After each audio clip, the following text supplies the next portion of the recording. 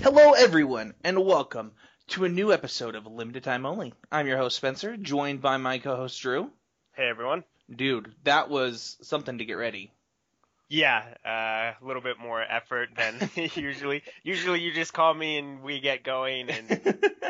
But I want to introduce Drew, and I want to make a public apology to Drew, actually.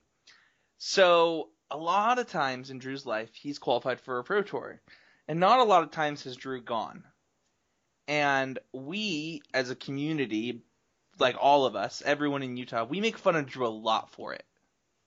And I want to say I'm sorry. So, it came to a realization as I was hearing people complaining at PPTQs that it is not Drew's responsibility to show up to the event he qualifies for.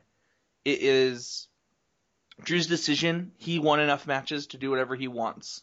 And if you wanted to, go to those events that Drew qualified for, our job is to win our matches of Magic. And, if you didn't go to the event or if you didn't, win enough matches at the event, then we have no right to make fun of Drew. And I just want to apologize to you. I mean, you can make fun of me. I definitely think, I think that, sometimes things come up in life, and you just can't. It can be difficult to coordinate an event with a Pro Tour effectively. But I do definitely think there's nothing wrong with making fun of me for it. I don't mind it. I just think that complaining when you don't win enough matches of Magic is silly, and so I'm not going to do it anymore. I think that's a positive attitude to have. I think I agree that the only person you should be worried about when you're playing in a Magic tournament is yourself. I mean, there's nothing wrong with talking with your friends and obviously, like, we tease you not in like, oh, Drew, you're such a scumbag. It's more like, dum didn't even go to the Pro Tour he qualified for. Yeah, pretty much.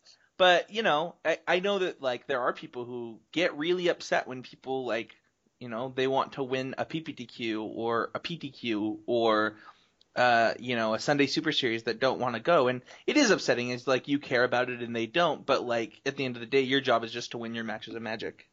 Yeah, it was funny. I had somebody, I've had a couple people I think that got really upset that I didn't go to the Pro Tour when I won a Denver PTQ from Utah, and I don't think there was a lot of Utah players at that PTQ, so it's not even like the people that were complaining about it were even at the tournament. I mean, maybe the Denver guy that I beat in the finals maybe could be a little upset, but yeah, if you're not even there, it's like it's not like I took something from you because you weren't there in the first place. I lost in the finals of a M13 PTQ. I don't remember the set. It was a limited one, and Dan Gardner beat me. And Dan messaged me on Facebook and was like, "Dude, I don't think I'm going to this." I was like, "I hate you so much." Yeah, see, that's a little bit different because you're like, "Come on, like I was right there, and you aren't gonna go." Well, I mean, it was my job to beat it. I was up a game. Like, it's my fault. Yeah. Well, let's move on to. Just start, we'll get off of this and go right into this. So don't forget to check out MTGO Traders at mtgotraders.com. Don't forget you can hear the podcast every week on YouTube, puremtgo.com, constructorcriticism.com. We hope we enjoy all the new listeners that we've been getting, and hope you guys share with your friends, and hopefully you guys enjoy it. You can support the podcast directly by going to patreon.com/ccmtg and donating any amount starting at $1 per month to the Constructed Criticism family. This podcast does fall under that umbrella. It's owned by the company, and we hope you guys enjoy it. It serves the same goals as Constructive Criticism, just hoping to get you better at Magic week in and week out. This way, just through Limited. Let's get right into pick 2 through 3. So, how lucky are we gonna get this time? We've opened Allen Cord or whatever, right? Arlen Cord. Arlen Cord, yep. All right, new pack. Let's do this. Shadows over Innistrad. Snap off another Planeswalker. No, so I will say this. I'm actually interested in your opinion on this pick. So, we opened a Mythic Rare. Wolf of Devil's Breach, which is 3 and red for a 5/5 elemental wolf. It's whenever it attacks, you may pay 2 if you do discard a card. If you do, it deals damage equal to that equal to target creature or player equal to that, or is it creature or planeswalker only? It's creature or planeswalker equal to that card's converted mana cost. So I actually think this is like the best rare like card you can open in the set, basically. You think this is the best rare? Yeah, probably. I mean, it's a very powerful rare. The best rare? Huh. I think it's better than Sorin. I think it's better than. You think it's better than Avacyn? Probably. Really? Maybe, maybe not. I don't know. Avacyn's pretty insane. But the reason that I ask is because I think this card is very, very good.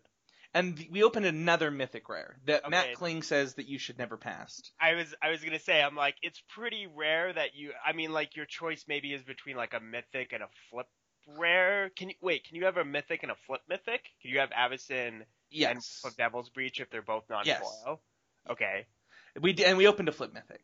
So we opened Startled Awake, the MILF, I think it's 13. Okay, is that a mythic or is that a rare? I believe it's a mythic. I already took took the red card. Let me go back to the card list. I'm Startled Awake. I thought that was a. Oh yeah, because it's transform card. I'm looking at Wizards. Yeah. So.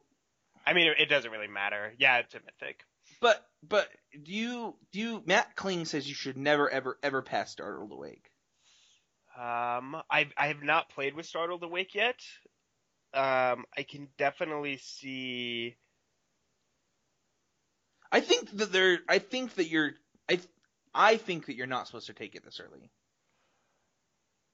I mean, I guess if it's like the best card in the pack, but I don't think that it's better than.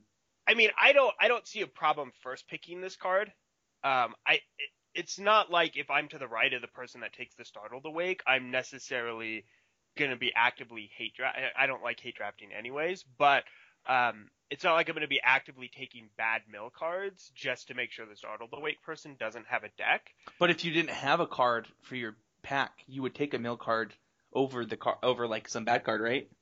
Sure, yeah. I mean that's definitely true. But I don't think that would affect your deck that much anyways, because if you're the Startled Awake player, you're taking cards much higher, right? Sure. You're taking cards 5th through 8th that you would normally never take anyways. So I don't think there's a problem taking Startled Awake, pack one, pick one. The question obviously is, do you want Startled Awake? Do you want Wolf of whatever the Wolf is? I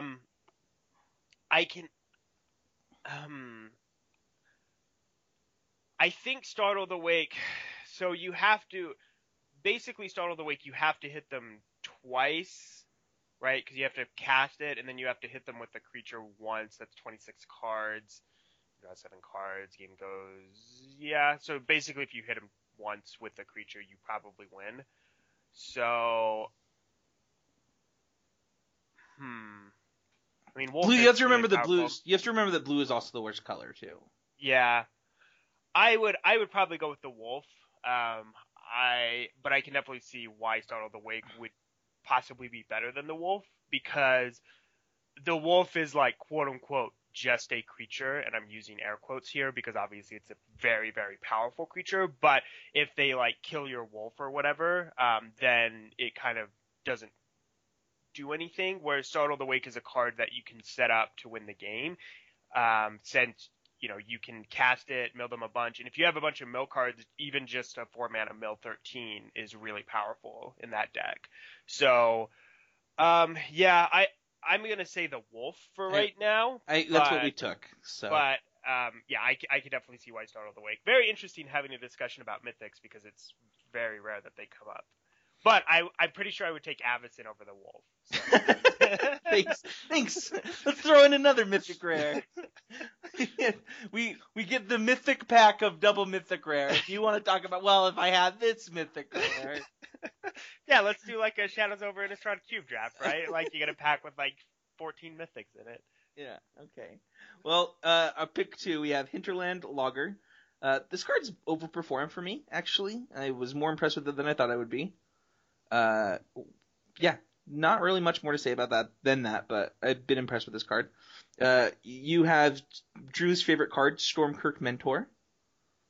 Taking that this high, Drew? No, not second.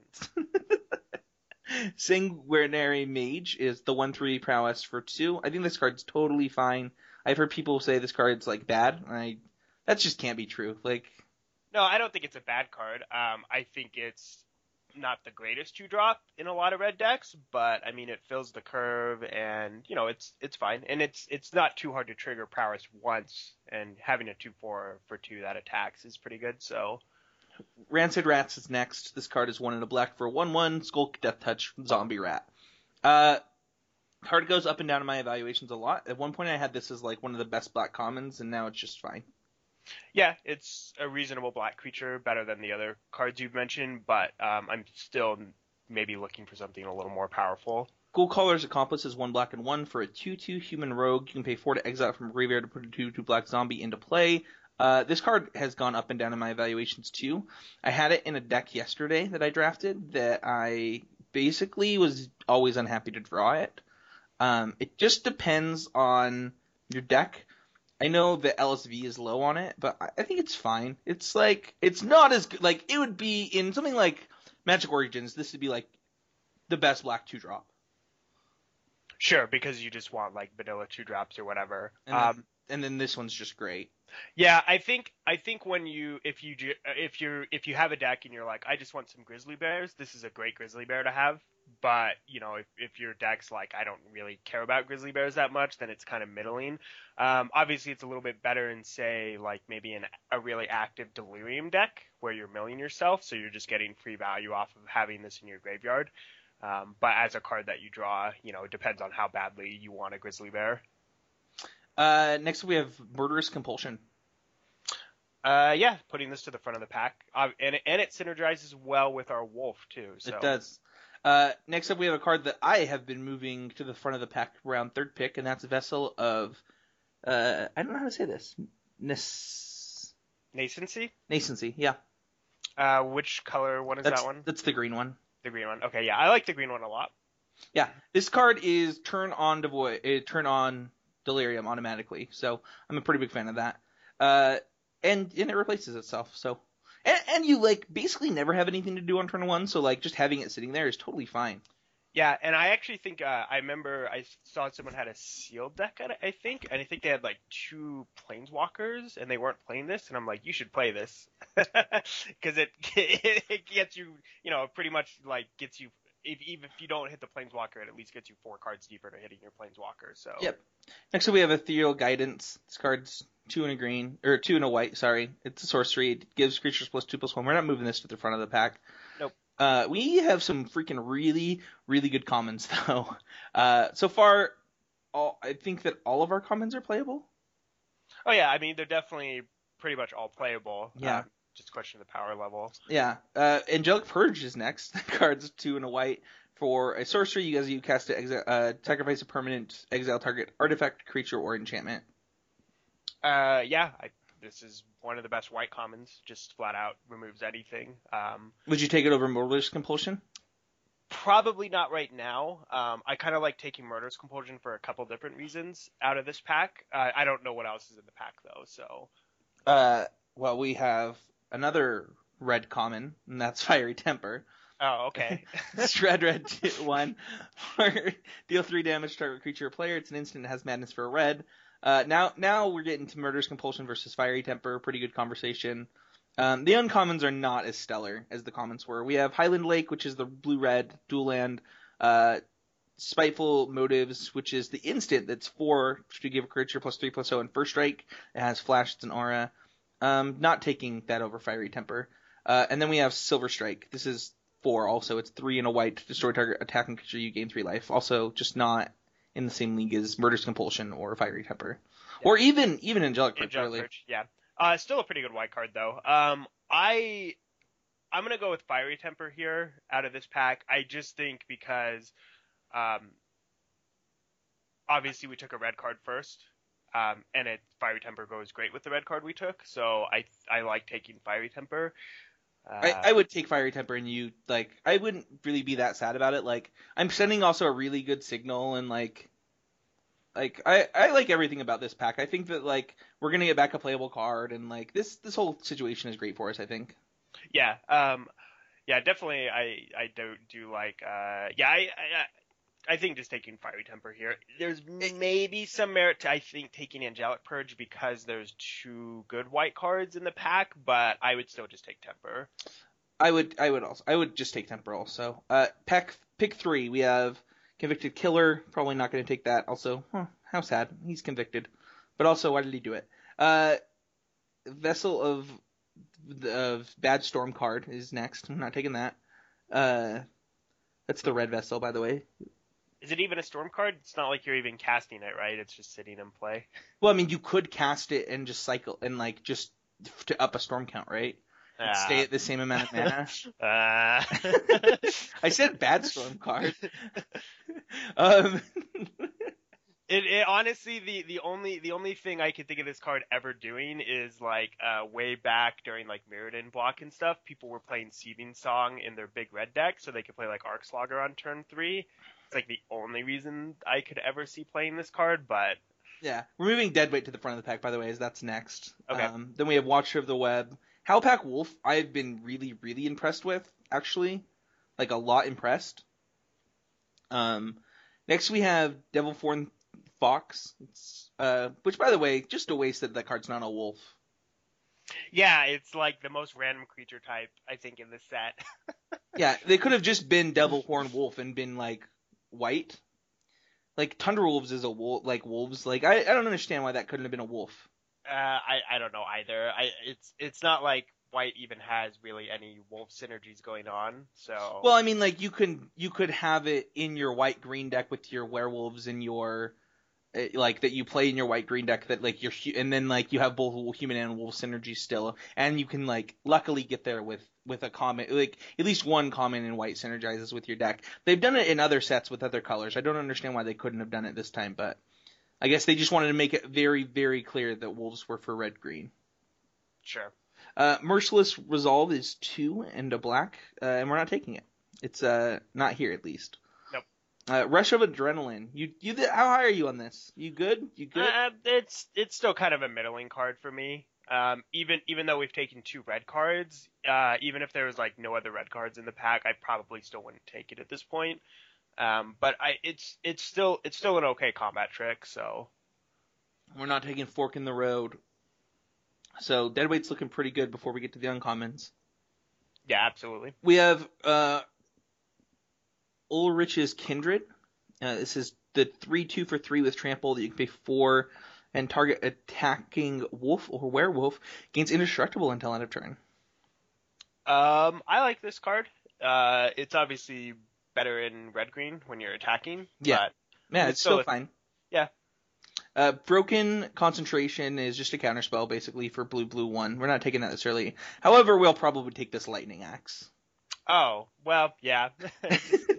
just pretty much snap that off. So we've got a Fiery Temper, a Lightning Axe, and a Wolf of, what is it, Kirkeep? Yeah. No, it's not Kirkeep. It's... Maybe I'll get the name of that card right. This is great podcasting right here. Wolf of Devil's Breach. Yeah, Wolf of Devil's Breach. I think this is the start to a great deck. Yeah, obviously, like, I mean, you really couldn't, I don't think you could ask for too much more at this point. I don't know, maybe like an Avacyn and an Ahiri and... Yeah, that's not greedy at all. We might as well just be cube drafting, right? We have the best red common, the best red uncommon, and probably the best red mythic, and we're like, could be better. No, I mean, obviously this is a great start, and so we're pretty happy, and I think getting a Lightning Axe at that point, I don't even know what people would take over a Lightning Axe. Well, there was both the flip card the flip card was at the bottom. Because there was a Convicted Killer in that pack. Yeah. So, I mean, the rares were taken for both of them, so obviously probably too powerful. It was probably just 2 rares. It was probably a foil rare in that pack. Yeah, and maybe the person took a card to go with their rare, but I don't know. I'm going to take that Lightning Axe and not complain. Well, let's talk about our biggest mover. So mine have actually changed. I've done some more drafts since I wrote the show notes. And my biggest mover, honestly, it was red cards. I was down on red. I think I'm not anymore. My biggest mover is probably some of the white human cards. I've been seeing a lot of people doing well with green-white humans, And the biggest one that I kind of did this thing, and this is a trap that lots of Magic players fall into. And I'm not before I say what this card is, I'm not saying this card's great. I'm not saying it's amazing. I'm saying that I made a mistake when I was evaluating it, and that's Intrepid Provisioner. So that's the 3 and a green for 3/3 that has trample that when it enters the battlefield, you can give another target human you control +2/+2. And I was like, oh, this card's bad. It doesn't give it flash. But like that deck's pretty aggressive, and like having that like to make a guy get through and then have a 3/3 left over on the other side is really good. Yeah, I agree. I think this card is great in an aggressive deck. Because like you said, it can pump a guy up so that way it can attack through a creature. Say you have a 2/2 and your opponent has a 3/3, and you play this, make it a 4/4 at attack. Like, you put your opponent. They were probably already on the back foot a little bit anyways, and now they're even more on the back foot. And like you said, you still get a Hill Giant after the deal. So it's a Hill Giant with some extra value, which is always nice. Yeah, and I just was like, oh, it doesn't have flash, it's bad, and that's just like a bad way to evaluate cards. It's just because it's worse than what was it called, Howlpack Wolf? Uh, Briarpack Alpha? Briarpack Alpha? Yeah, I think there's been 2, right? Briarpack Alpha is the one I think that I'm thinking of from Dark Ascension. Firepack Alpha. But either way, the fact that this card doesn't have flash, it does make it worse than that card, but that doesn't make a card bad, because that card was great. Yeah, yeah, definitely. I mean, I agree. Sometimes sorcery speed pump is not the worst thing in the world. Obviously, much worse than instant speed pump. But like you said, when it's attached to a creature, it's one of those things that like it's the classic when people talk about Lightning Helix. You'll never play Healing Salve in Constructed, right? But when you tack on extra value on top of a card you probably play anyways, it makes the card go from good to great. Now, obviously, Intrepid Provisioner isn't on the same power level as Lightning Helix, but it's kind of that same idea, right? Would I play 3/3 for 4? Sure, it's not exciting. It's not gonna. It's not even. It's. I think that like just a Hill Giant, I might not be happy playing anymore. Sure, yeah. I mean that's definitely true. And same with Lightning Helix, right? And Constructed, a 3 damage for 2 mana maybe doesn't make the cut in the format. Say like. I mean, it would make a cut in this format in Standard. Oh, sure. In Standard, Lightning Helix would probably see play almost all the time. But what I'm saying is, in Modern, like you're not playing Lightning Strike in Modern, right? But right. You are playing Lightning Helix. Same idea in a limited format. Like I'm not going to play a Hill Giant in limited necessarily, but I will play a Hill Giant that gives a creature. But you'll play Briarpack Alpha. Yeah. Yeah. So what are your biggest movers in this format? I think. I kind of agree after drafting a little bit. I do think that blue is just kind of weaker overall, especially than I had originally thought. I had it as the weakest color to start, and then I moved red to the weakest color, and now I'm back on blue. I think that the blue creatures are terrible. Yeah, I think the only really good creature is what? There's like 2 good common creatures. There's Drownyard Explorers, which is right. Even though it's a 2-for-1, it's still just a 2/4 for 4 vanilla creature, and then the flyer, right, Nimbus of Dusk. Yeah, the 2/1 flyers, decent, like that card's okay, and obviously like things like Stitchwing Scob and Stitchmangler, like there are good creatures, but like when your one of your premier commons is supposed to be like Stormrider Spirit, which by the way, called shot, that card's bad. Like I said that card was bad. Everybody told me I was wrong. That card's just bad. Like when that's like a premier common for you. You're supposed to want this 3/3 flash for 5, and it's like actually no, this card's just terrible. And like PV had Sleep Paralysis as the best common, and a lot of teams say that Sleep Paralysis isn't even playable. Yeah, I think, and the other thing that I've been thinking is part of the problem with blue is in draft, a lot of times if you pick out the right color to be in, that's kind of the skill of limited. If you pick out the color that you don't think other players are in, and you can get paid off by having multiple of a card, right? Like one of the Madness decks I drafted, I ended up with 3 Incorrigible Use in my deck, right? That's a pretty big payoff, right? To have 3 Incorrigible Use in my deck. the problem is in blue is I don't think you get a payoff for having multiple of a given Yeah, common or uncommon. you don't care deck. if you have 3 Nimbus of Dusks, right? Like, Yeah, just like, okay, well, you have 3 like Windrakes, like, yeah, and good job. in fact, a lot of the blue commons get worse in multiples because of their mana cost. Like, if you have like four sleep paralysis, like that's fine. It's just not like great. I have like four. You're going to die sleep to a paralysis. Duskwatch recruiter. Yeah, as opposed to I have 4 fiery tempers in my deck. Like, completely different kind of payoff you're getting for having multiple of a common in your deck. So I can definitely see, and I definitely get that feeling anytime I've drafted blue. It's just been like I don't get a huge payoff for being the only blue drafter. Not to say you can't have a blue deck that can go 2-1 or 3-0 because you're the only blue drafter, but your ceiling is just much lower, I think, than the other colors. Let's move on to the training grounds this week. Let's talk about, because I think that this kind of like our thoughts on red and blue and like things moving around. I think this goes into our training ground. So this week I want to talk about something that's a little bit different than what we normally say, and I want to talk about taking a stand in a draft. So many times I've gotten from CCMTG listeners, like specifically my constructive criticisms listeners telling me their biggest hurdle when it comes to drafting is they try and stay open and end up with a 3-color deck. And they can't figure out how to pull the trigger and what colors they should stay in. And I think this is a big hurdle for a lot of people. This podcast preaches pretty heavily that we believe in doing that picking the best card and doing that will end up being like staying open will end up with you having the best deck. Drew, at what point do you stop taking the best card and move into your color? This is actually a really good topic to have because I do agree that a lot of times we kind of really preach taking the best card. We do. We've done it all the way to like pick 4. Like right. For some people that's scary. It's like I don't have a deck. What am I doing? Right. And the thing you have to understand is that when I talk about staying open, I'm talking about staying open in maybe the first half of pack 1. If you don't really know what colors you are by pack 2, you're probably in a lot of trouble. The reason you stay open in pack 1 is because you don't know what's going on at the table yet. When we talk about taking picks from packs, we don't know if someone took a rare and an uncommon and a foil. And so even though we're like, oh man, we got this fiery temper 4th pick, it doesn't necessarily mean red is open. It's likely open, but it doesn't necessarily mean that. Well, I think that a good example of like staying open can mean multiple things too. So for the example, the pick 2 through 3 that we just did, we took fiery temper over compulsion.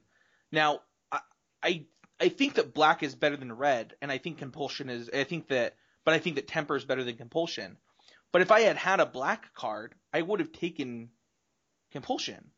Sure. Yeah, I mean, and it's just about like where you're at in a pick order and like seeing where those two things intersect. What is already in your deck, and how much better is the card sitting in front of you than the card next to it?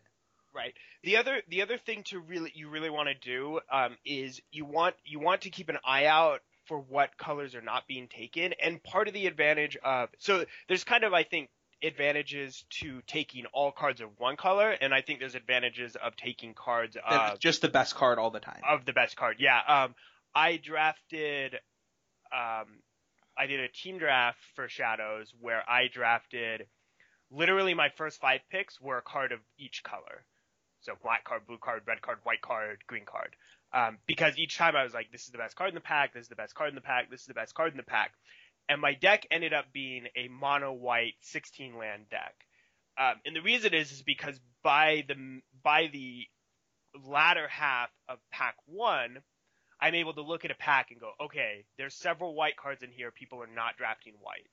But there's no red cards in here, so people are drafting red. So I'm like, let's start taking white cards. And then I get a huge payoff in the next 2 packs where I get past, multiple white rares, multiple white commons. So the key is really just basically the reason I took cards of each color is because I would get a pack and I'm like, well, I don't know what people are, so I'm just going to take whatever the best card is. Okay, I get a pack. I don't know what people are still, so I'm going to take what the best pack is. All right, now it's getting later in the pack. I'm getting a feeling or a sense, or it's slightly intuition, but it's also the ability to look at the cards and analyze and say, okay, yes, there are 2 white cards in this pack of 6 or 7 cards that are left, and no green cards and no red cards or whatever. Let me take a white card and continue to take white cards as this pack is wrapping up. Now pack 2 comes and I can feel comfortable. Yes, I can definitely take white cards very high, knowing that I'm going to do that. I think that, and I actually have similar stories. I was going to save them to kind of close to the end of this, but I can talk about it now. I have drafted mono red many times in my life. I've drafted mono blue before, and this is a different form of staying open that we don't normally talk about, and Drew kind of hit on it. And that's like, sometimes you'll end up staying open by not really having a second color until pack 2. And then what will happen is you'll be fed something. And so you'll just take what you're being fed, and then pack 3 you go back to the other color. And this has happened to me a few times. Other times, I'll have there was a GPT that I was at that I conceded in the semis to a friend of ours, Josh Snow, who needed buys for GP Salt Lake. And by about halfway into the second pack, I realized that I had 1 non-red card because there were so many artifacts in my deck and things like that I was like, you know what? This Lightning Axe might actually be really good in this mono red deck. I think I'm going to take this Lightning Axe. I don't remember what the cards were specifically in that set. It was... Do you mean Lava Axe, not Lightning Axe? Yeah, Lava Axe. I was going to say, I'm like, you would take Lightning Axe in your red deck no matter what. I'm assuming you mean Lava Axe. Yeah. I want to say that it was M15. I'm pretty sure it was M15. And because it was the spirits format, whatever that card was, and like the souls format. And so like I eventually started drafting, just keeping myself open. I'm like, once I see an opening, I'm gonna, take another card. I'm gonna take this Borderland Marauder. I'm gonna take this, oh, look at this. I got a third pick Cone Flame. Look at this Inferno Fist. Oh, look, another Inferno Fist. And like, eventually it was like, you know what? These Lava Axe actually are just insane in this deck. I'm gonna keep taking things like that. And, Thundering Giants, things like that. Like, these cards that normally you would think, oh, they're not that good, but like when you're super aggressive and in 1 color and you don't ever stumble on your mana, they get better. And so there are cards, I think, in certain colors that do that. I think white and red do it the best. But that's one of the benefits you get for staying open that way is eventually you realize, I have these 2 Lava Axes sitting here that are unplayable, but if I just play them, I don't actually have to play another color. Right. And that can be a huge benefit. Yeah. That is definitely, I think, a possible payoff for, quote unquote, staying open and not taking cards of another color. But it has to be not forced. You can't just be like, I'm drafting mono red. Right. Yeah, absolutely. I mean, it definitely has to be something that it lines up correctly at the table. The packs do have to break a little bit your way, right? Because you do still have to make sure you have enough playables in your deck. That's part of the importance of in a conventional 2-color limited deck, which is going to be 90 to 95% of the decks you draft. Yeah. That's part of the importance of you. At some point, you do have to commit to your colors. At some point, you do have to say, I just have to take cards for my colors in my deck, in my curve, regardless of power level. Brett, that format specifically that I'm talking about had both Will Forged Golem, an insane common that had Convoke, that was an artifact for 6 mana that was a 4/4. And then also, like, Bronze Sable and, like... So it had colorless cards that, like, made it possible to do that. So it's not atypical, but at the same time, like, you have to be open to that kind of stuff. Like, there's so many things going on in a draft at once. Taking the best card, staying open, drafting your seat. Like, there's a lot of things going on. And so that's why I think that everybody tries to do them all at once too fast and doesn't realize what's going on, and that's how we have people saying, I end up with these 3-color decks all the time. Right. Yeah, so I really think I think if you're a newer player or you're newer to Limited and you're unsure of what you want to do, I would say probably for the first 5 or 6 picks, don't be dictated by color too much. I mean, you could be dictated by color a little bit, like you were saying, you know, in our example pack today where we took Fiery Temper over the Wolf. I would say even if Murderous Compulsion was slightly more powerful than Fiery Temper, I would probably still take Fiery Temper just because, like you said, it's 2 red cards. So that way, if red is open later on, we do have 2 red cards for the And pack. really good ones. Yeah. But I would say if you're a newer player, really focus on, I'm going to draft, you know, my first 5 or 6 picks in pack 1. I'm not going to worry about colors. I'm just going to try and take whatever the best card in my evaluation is. I think that this pack today might have been the perfect example of once you get that lightning axe, maybe you are taking a stand at that point. Maybe you're like, all right, I am red.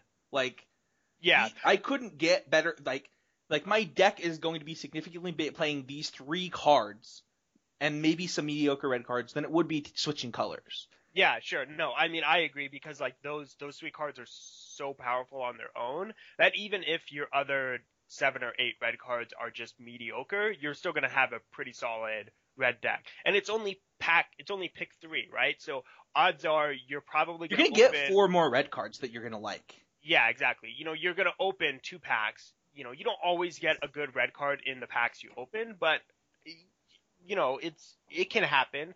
And odds are you're going to get past them, and especially from your in pack 2, right?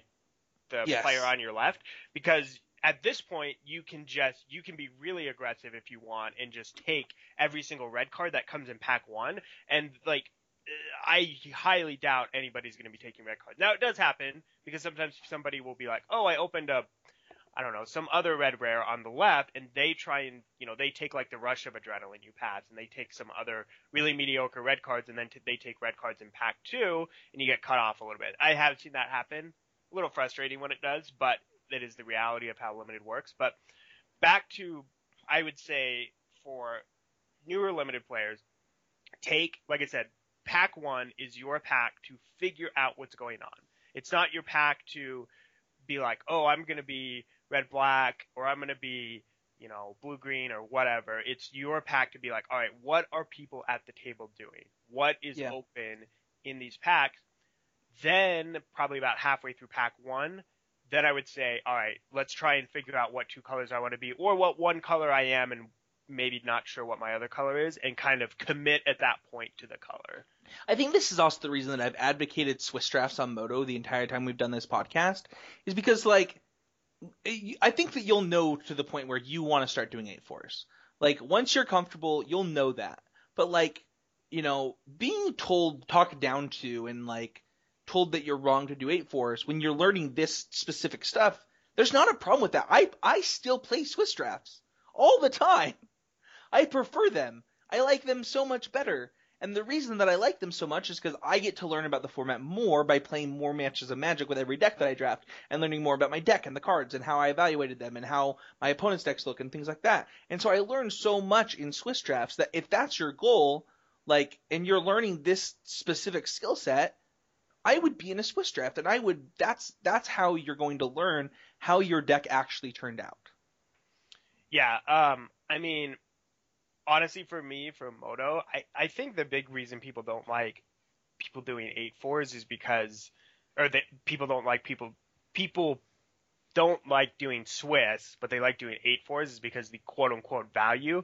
But to me, whenever I'm playing Moto, I'm not drafting for value. Like, if I wanted to play Moto for value, I would just play Constructed. But for me, drafting on Moto is obviously an opportunity for me to draft and experience the draft, basically. So I do agree that Swiss has some very tangible benefits over 8-4s.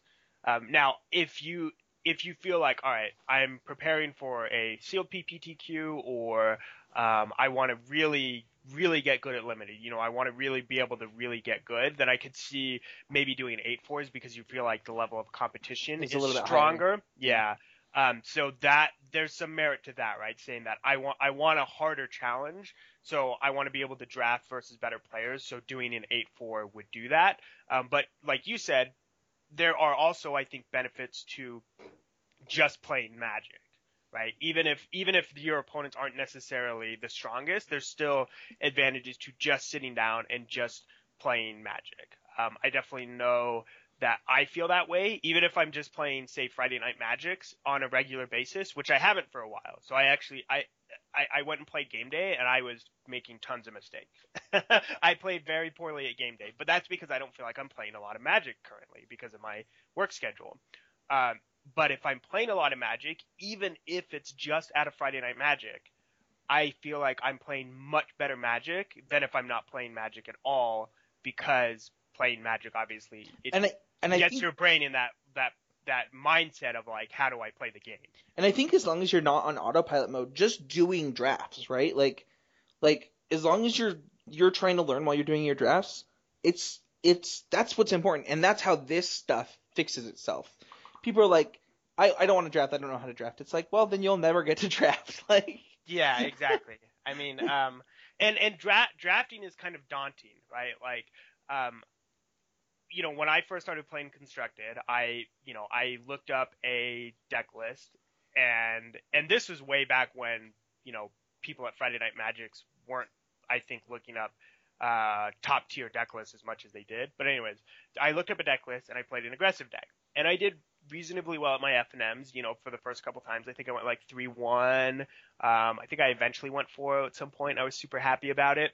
But when I first started drafting, I mean, I just lost a lot when I first started drafting, because it's an entirely different beast, right? Constructed, you can just look up a deck list, and especially like an aggressive deck list, right? Right now you could look up like White Weenie, right, and show up and play a White Weenie deck, and you could probably win matches of Magic pretty easily. But Limited, it's like you have to. It's you building a deck out of a limited set of cards, and you have to be able to make evaluations and figure out what works in a Magic game and what doesn't work in a Magic game, and you have to be able to play. Limited also tests your ability to swap your role, again, the beatdown role. Are you attacking? Are you defending? Kind of a thing. So with all this being said, what's the end result here? When have we decided it's appropriate to take that stand? Like I said, if you're a new player, I would say go for it. Maybe 5 or 6 picks into pack 1. Is probably a good rule of thumb, because at that point you can look at a pack, like, you get a pack with like 7 or 8 cards left in it. You pick it up, you look at it, and you go, okay, there are 2 reasonable green cards in here, and I've already taken a green card or 2. Let me go ahead and take another green card. You get another pack, and you go, okay, there's another good green common in here. Let me take that green card. As opposed to, all right, I picked up a pack and there's no red cards in here, but I'm still going to try and be red for whatever reason. Like, obviously that doesn't work because there's no red cards, and if there's no red cards, it should be kind of a signal that there's red drafters to your right. So I would say a good place for a newer player to commit is probably partway through pack 1. Again, not always true. And there's some crazy stuff. You'll see people do things like, you'll see pros that are like, oh, I opened this insanely powerful rare, I should force this color no matter what in pack 2. You don't necessarily have to do that if you would rather just be like, all right, I feel more comfortable kind of following this rule set of picking whatever's good in the first couple packs, then committing to a color halfway through pack 1. You can definitely do that. But the way you really start leveling up your limited game is your ability to be to continue to adjust, to continue to really evaluate how to draft a good deck. Awesome. I couldn't have said it any better. We're gonna leave it on that. I think that's the best way to end that one. Yeah, I couldn't have said it better. Just learning to adjust, but like you said, like it's about feeling it out, and you do have to take a stand at some point. You can't quote unquote stay open the entire draft. There has to be a point where you see something that says, "Okay, this is my mark. This is where I'm going to move in." But it's like he said, it's an ever adjusting thing. It's not always going to be pick 5, pick 6. Sometimes it's going to be pick 11. But you have to be the one that recognizes when that happens and to do that. But it's a culmination of things that come together, and I think that you will be rewarded more often when you decide to do it a little bit earlier than a little bit later. Not too early. Don't make your stand in pick 2.